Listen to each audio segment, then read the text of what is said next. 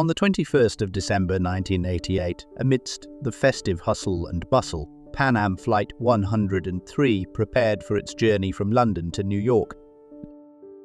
Aboard were 259 souls, each with their own dreams and stories, unaware of the tragedy that lay ahead, among them 35 Syracuse University students returning home for the Christmas holidays.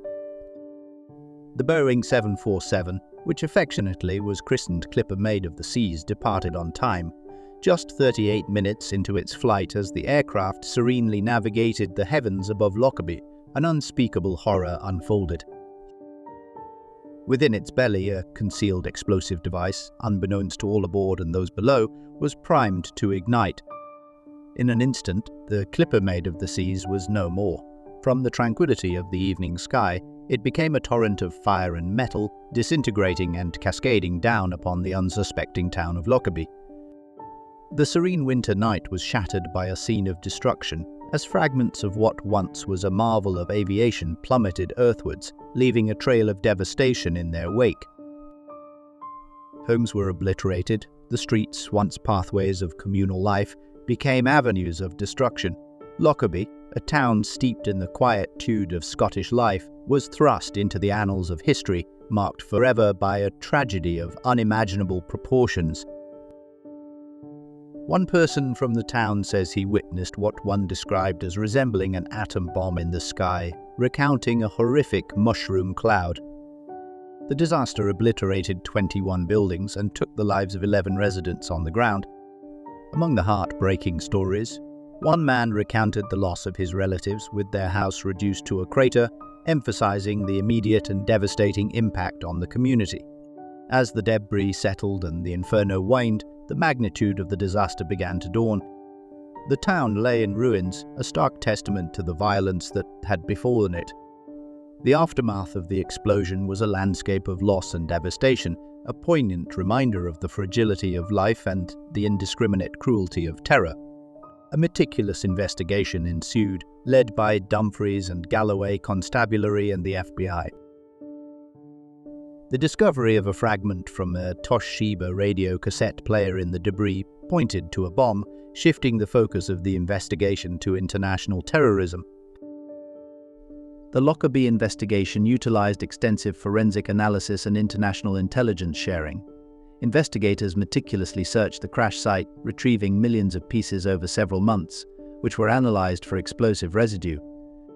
A breakthrough came with the identification of clothing fragments and a circuit board linked to Libya, steering the investigation towards Abdelbasset al-Megrahi and Lamin Khalifa Fhimah. This meticulous process underscored the importance of forensic science and international cooperation in solving complex terrorism cases. The Lockerbie trial took place in 2000 and 2001 at a special Scottish court in the Netherlands. The evidence presented in the trial included pieces of wreckage from the aircraft, forensic evidence linking clothing found in the wreckage to the accused, and testimony from witnesses. However, there were several aspects of the evidence that were questioned by the defense and other observers. One major point of contention was the reliability of the key witness, Tony Gochi, a Maltese shopkeeper whose identification of al-Megrahi as the purchaser of clothing suspected to have been packed with the bomb was crucial to the prosecution's case. Gochi's identification was challenged due to inconsistencies in his statements and the possibility of mistaken identity. Additionally, there were concerns raised about the way in which some evidence was gathered and handled, including allegations of tampering with the timer fragment found at the crash site and questions about the integrity of the investigation conducted by authorities. There were also geopolitical factors at play, with Libya initially refusing to extradite the accused and only agreeing to hand them over for trial after years of diplomatic pressure and sanctions. However, al-Megrahi's conviction remained controversial, with doubts persisting about the strength of the evidence against him and allegations of political motivations behind the trial. In 2009, al-Megrahi was released from prison on compassionate grounds due to his terminal cancer, further fueling debate and speculation about the fairness and legitimacy of the Lockerbie trial and its outcome. He passed away in May 2012 in his birthplace of Tripoli in Libya. But the story of this tragic event doesn't end there.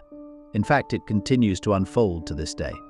In 2025, a new chapter in the Lockerbie bombing case will begin. The United States Department of Justice has brought charges against Abu Aghila Massoud, a 71-year-old man accused of involvement in the bombing. Massoud allegedly crafted the device that tore apart Flight 103, leading to the loss of 270 lives. This trial, set to take place in May 2025, signifies a pivotal moment in the ongoing quest for justice. It reminds us that even decades later, the wounds of Lockerbie remain raw, and the search for truth continues to this day. As we pay tribute to the lives lost and the families forever changed by the events of that fateful day, let us also remember that the quest for justice continues. The Lockerbie bombing may be a chapter in history, but its impact reverberates through time, reminding us of the importance of remembrance, resilience, and the relentless pursuit of truth.